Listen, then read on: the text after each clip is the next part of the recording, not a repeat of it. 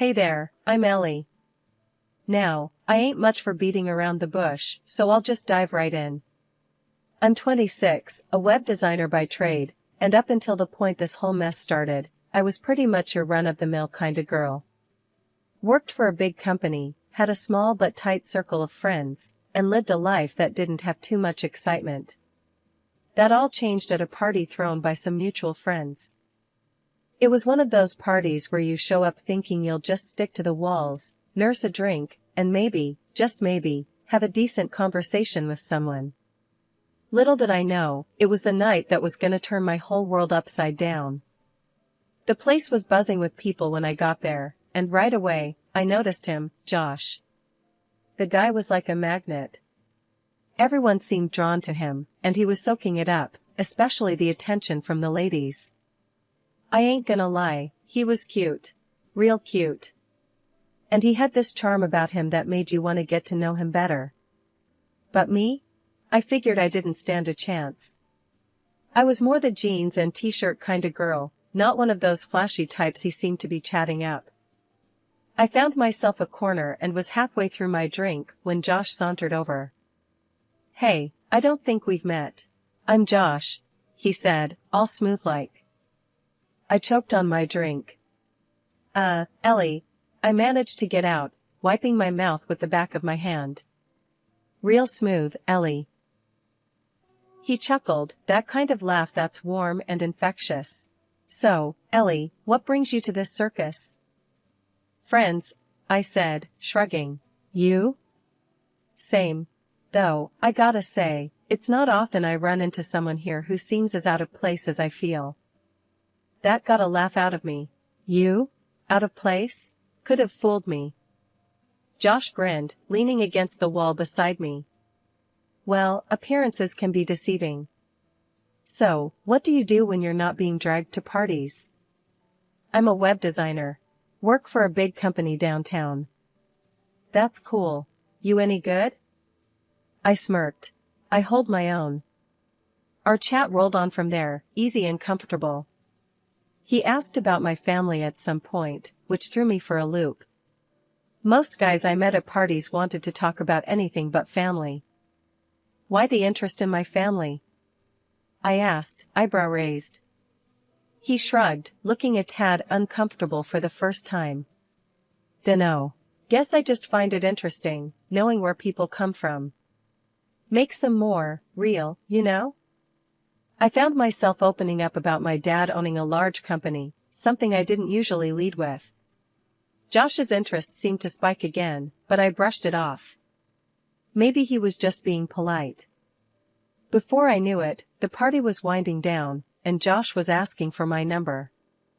I'd really like to see you again, Ellie. Maybe in a setting that's a bit less chaotic. I hesitated for a moment, not quite sure why. But then I handed over my number. Sure, why not? Josh had picked me out of all the girls at that party, and I was curious to see where this would go. After that party, things just snowballed. We were inseparable, and before I could even wrap my head around it, he popped the question. 6 months, that's all it took.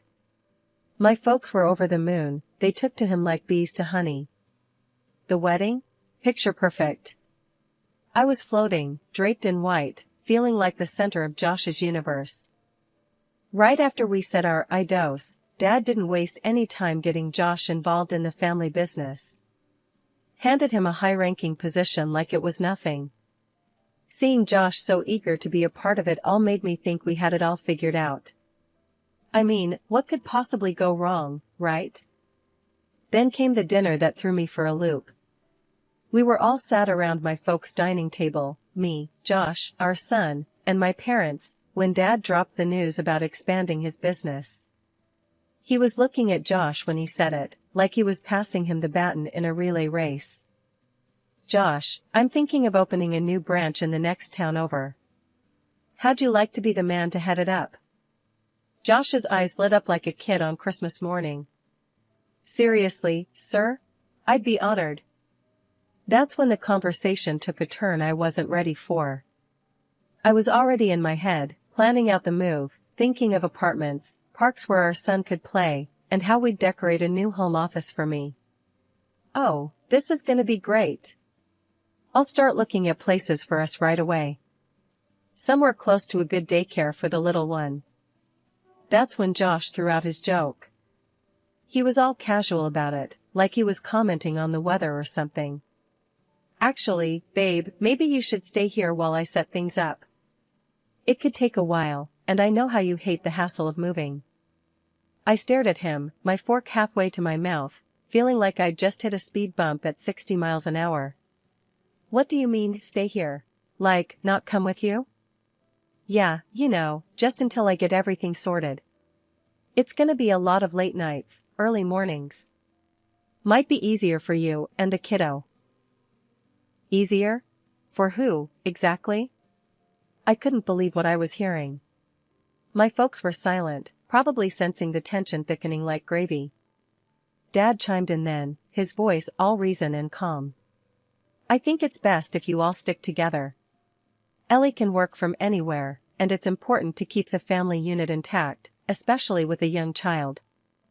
Josh backed down pretty quick then, probably realizing he was outnumbered. All right, I was just joking. We'll all go together. But something about that joke didn't sit right with me. It was like he'd shown me a card he didn't mean to let slip. The rest of the dinner passed in a kind of blur. I was there, but not really. My mind was stuck on that joke and what it meant. Later, as we were getting ready for bed, I brought it up again. Josh, what was that all about earlier? You really think it's a good idea to start splitting up whenever things get busy? He was brushing his teeth, and he looked at me in the mirror, his eyes meeting mine. Ellie, come on. I told you, it was just a thought. Nothing serious. We're in this together, you know that. I wanted to believe him, I really did. But there was this nagging feeling in the pit of my stomach, like a warning. I pushed it aside, though, telling myself I was overreacting. Josh loved us, and he wouldn't do anything to jeopardize our family. Or so I thought. Josh had to head out for his big business trip a few days after that dinner conversation. We were all set to join him. I even started packing, imagining our new life in a different city. But then, as if fate decided to throw us a curveball, our little one got sick. Nothing too scary at first, just enough for the doc to say traveling was off the table for a while. I remember breaking the news to Josh over the phone. He was already in the other city, and the look on his face, or the lack of it, really, since it was just a call, made me pause. It was almost like he was relieved, happy even, to have the city to himself. That stung, not gonna lie. Weeks turned into more weeks, and our son's little illness turned out to be a bigger deal than we thought. That meant our plans to join Josh were scrapped indefinitely. During this time, Josh's calls became more of a rarity, each one filled with the same old "I'm fine, I miss you guys," but somehow, it felt hollow. One night, after putting the little one to bed, I finally got Josh on a call. "Hey, you," I started, trying to keep the worry out of my voice. "We miss you around here. How's everything going?" There was a pause, a bit too long for comfort, before Josh replied, "Oh, hey, babe. Yeah, everything's busy, you know? This new branch is eating up all my time." I frowned, pacing the living room. "I get that. But you know, a quick call wouldn't kill you. The kiddo keeps asking about you." Another pause, then, I know. I'm sorry. It's a lot right now." That hit me wrong. A lot right now? Josh, we're supposed to be doing this together. You're not on some solo adventure. We're a family. Josh's voice got a bit defensive. I didn't say I was doing this alone. Just that it's hectic. I thought we agreed you'd stay put till things settled down here. Let's not do this over the phone, okay? We'll talk when I come home. The call ended on an awkward note, leaving a sour taste in my mouth. The silence of the house seemed to press in on me, heavy with unsaid words and growing doubts. I couldn't shake the feeling that something was slipping through my fingers, something important. He made it back home once during this whole saga, and it was like having a ghost in the house. He was there, but not really. Glued to his phone, barely there even when he was sitting right in front of us. "What's so important on there?" I asked him one night, trying to keep the frustration out of my voice. "Just work stuff," he muttered, not even bothering to look up. "Gotta keep things moving at the branch, you know?" But when I tried to get close, to find some comfort in his arms after all this time, he pulled away. "I've missed you," I told him, reaching out. But he just stepped back, mumbling something about being tired. That night, we didn't even share the same bed. When I asked him the next morning what was up, his excuse was he was too tired and not up for tenderness. Too tired. Not up for tenderness. Those words echoed in my head, making me wonder what the hell was happening to us. It was like he was a completely different person. Before I could dig deeper, he was off again, back to the other city, leaving me with a bunch of unanswered questions and a heart heavy with doubt. Just when I thought things couldn't get any stranger, they did. It was a Tuesday, just like any other Tuesday, with me trying to juggle work and keeping an eye on the little one, when there was a knock at the door. I wasn't expecting anyone, so you can imagine my surprise when I opened it to find a guy standing there, looking like he carried the weight of the world on his shoulders. "Can I help you?" I asked, wary of this unexpected visitor. "Yeah, I think you can," he said, his voice heavy. "Are you Ellie?" "That's me," I replied, my guard going up. "What's this about?" He took a deep breath, looking down at his feet before meeting my gaze again. "It's about Josh, your husband. My name's Mike, and—" he paused, as if the next words were stuck in his throat. "And my wife's having an affair with him." I felt like I'd been punched in the gut. "What did you just say?" I couldn't have heard him right. Mike swallowed hard, his eyes not leaving mine. "I found out a couple of weeks ago." I didn't want to believe it at first, but then, he trailed off, reaching into his jacket pocket and pulling out a handful of photos. He handed them to me, and as my fingers closed around them, my heart sank. There was Josh, clear as day, looking cozy with some woman I'd never seen before. They were laughing, holding hands, kissing. The world seemed to tilt on its axis. This can't be," I stammered, my voice barely a whisper. "I'm sorry to be the one to tell you this," Mike said, and he actually looked it. Sorry and tired. I invited him in, more out of a need to sit down than anything else. We sat at the kitchen table, those damning photos spread out between us like the worst kind of puzzle. "How did you find me?" I asked, not sure if I wanted the answer. Mike ran a hand through his hair, looking exhausted. "Wasn't hard. Once I knew who she was seeing, I did some digging. Found out about Josh's job, his family, you. And you just decided to come here and, what? Tell me my husband's cheating on me?" He leaned forward, his elbows on the table. "Look, I know this is a lot. I'm in the same boat, remember? I thought maybe we could help each other." "Help each other?" I echoed, the idea seeming absurd in the face of everything. "Yeah. I don't know, figure out what to do next. Confront them together? I'm just so damn tired of feeling like a fool." I looked at the photos again, each one a strike to my heart. Josh and this woman, so happy together, while I was here, holding the fort and drowning in loneliness. "I need to think," I said finally, my voice flat. "I need to process this." Mike nodded, standing up. "I get it. Here's my number," he said, sliding a piece of paper across the table. "Call me if you want to talk. Or plot. Or whatever." After Mike left, my mind was a whirlwind of anger, hurt, and betrayal. But beneath it all, there was a simmering determination. I wasn't about to let Josh and his mistress get away with tearing our lives apart. So, when I finally picked up the phone and called Mike, it was with a resolve I didn't know I had. "Mike, it's Ellie. I've thought about it, and you're right. We need to do something. There was a pause on the line before he answered. Ellie, I wasn't sure you'd call. So, what's the plan? I took a deep breath, my hands shaking. We catch them in the act. Get the evidence we need to nail them.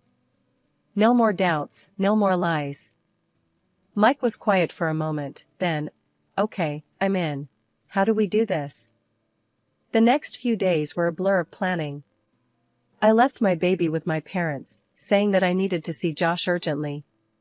Then I found a way to rent an apartment right next to the one where Josh was living with his mistress.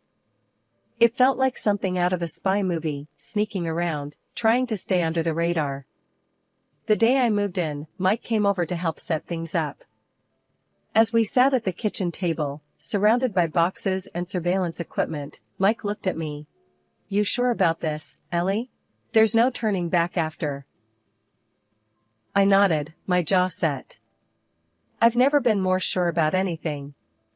He's not getting away with this. We spent hours setting up, going over every detail of how we'd catch them. The walls were thin, which worked in our favor, allowing us to hear nearly everything from the next apartment. The waiting was the hardest part. Days passed with little to no activity, then, finally, we heard them.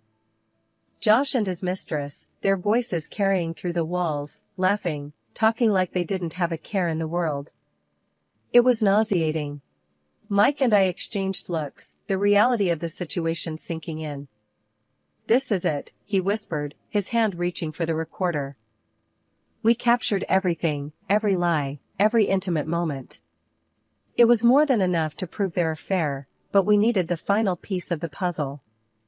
We needed to catch them physically together, in the act.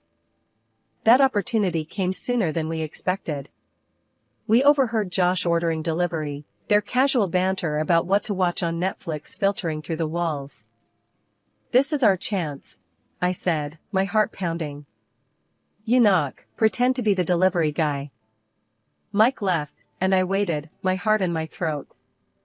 Moments later, there was a knock at their door, followed by the surprised voices of Josh and his mistress. Walking into that apartment, my heart hammered against my ribs like it was trying to break free. Josh and his mistress were caught off guard, the surprise written all over their faces. Josh was the first to recover, though his voice shook as he spoke. Ellie, what are you doing here? I crossed my arms, my gaze flicking between him and the woman wrapped in a sheet on the couch. Really, Josh? You're going to stand there and play dumb?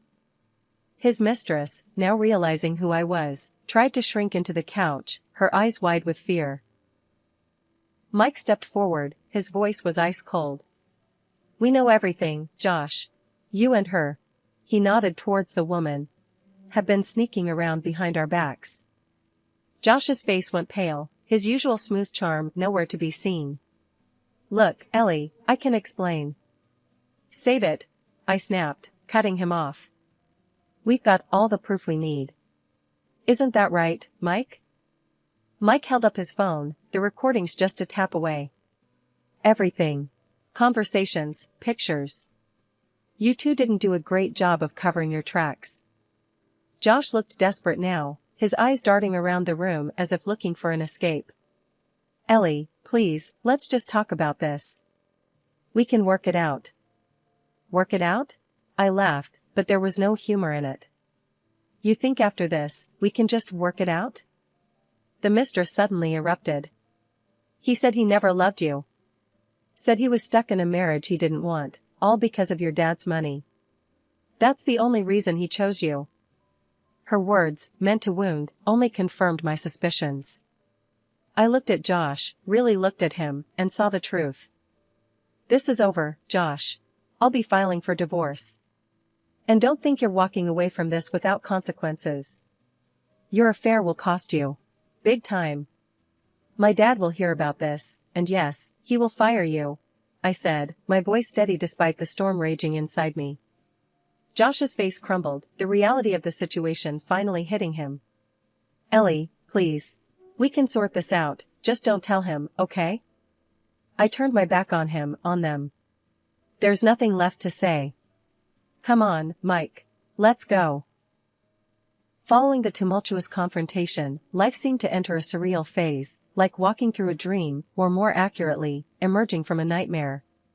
The first few days were a blur of legal consultations, tearful conversations with my parents, and sleepless nights spent reassessing every moment of my marriage to Josh.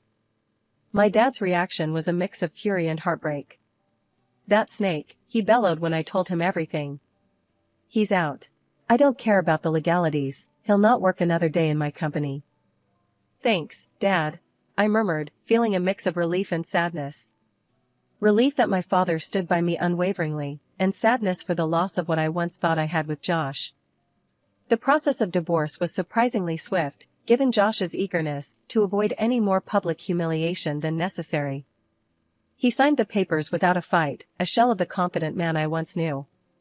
In the weeks that followed, I threw myself into work and taking care of my son, finding solace in routine and the laughter of my little boy. He was my beacon of hope, reminding me daily that there was still joy to be found, even in the midst of pain. Josh attempted to reach out once, a text that read, "Ellie, I'm sorry, can we talk?" I stared at the message for a long time before deleting it. There was nothing left to say. The divorce was finalized quietly, without the drama I feared. I received full custody of our son and the house, while Josh was ordered to pay a substantial amount in child support and alimony. My father made good on his word, and Josh was ousted from the company, his career in shambles. Months later, as I sat in a cafe watching the rain patter against the window, I reflected on how far I'd come. The pain was still there, a dull ache in my chest, but it was mingled with a sense of pride in my resilience and a newfound independence. Mike walked in, shaking off an umbrella, and joined me at the table. "How are you holding up?" he asked, his concern genuine. "Better," I admitted, managing a small smile. "It's been a roller coaster, but I'm getting there. How about you?" He shrugged, a wry smile on his face. "Same. It's a process, right? But seeing you, it helps, knowing we both made it through the storm." We talked for hours, sharing our hopes for the future and laughing over the absurdity of our shared past. It was comforting, this new friendship forged from the ashes of our respective betrayals. The months after the divorce and Josh's departure from our lives felt like slowly waking up from a long, troubled sleep. My world, once darkened by betrayal and hurt, gradually brightened as I focused on rebuilding my life with my son. The routine of daily life, once a mundane chore, now brought comfort and a sense of accomplishment. One crisp autumn afternoon, as I watched my son play in the park, my phone buzzed. It was Mike. "Hey, Ellie, how about a coffee catch-up? On me this time," his message read. I smiled, typing back, "Sure, sounds good. When and where?" "Let's say tomorrow? The little cafe near the park, around 10? "Perfect. See you then," I replied. Sitting across from Mike the next day, with the smell of coffee and the sound of light chatter around us, I felt a sense of ease I hadn't known for a while. "So, how have you been, really?" Mike asked, his eyes searching mine for the truth beneath the polite small talk. "I'm actually good," I said, surprised at the realization. "It's been tough, but I think I'm finally moving forward." Mike nodded, a small smile on his lips.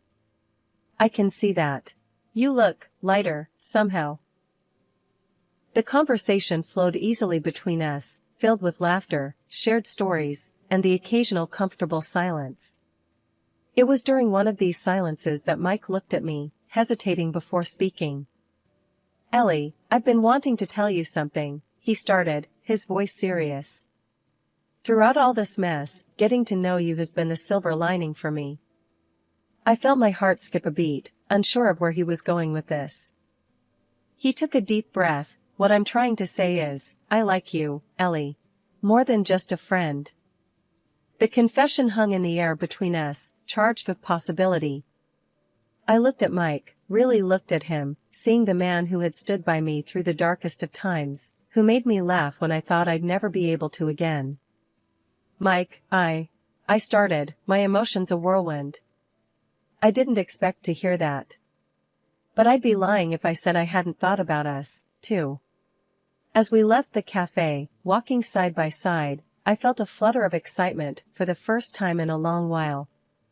The path ahead was uncertain, and the scars of the past still lingered, but for the first time, I felt ready to explore the possibility of a new beginning.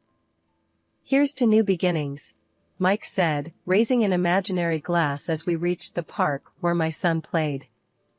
"To new beginnings," I echoed, my heart full of hope. The laughter of my son reached us, a sweet melody that filled the air around us. As I watched him play, I realized that while the past would always be a part of me, it no longer defined me. I was moving forward, step by step, into a future that was mine to shape. And as Mike and I stood there, watching my son together, I couldn't help but feel that, maybe, just maybe, we were stepping into that future together.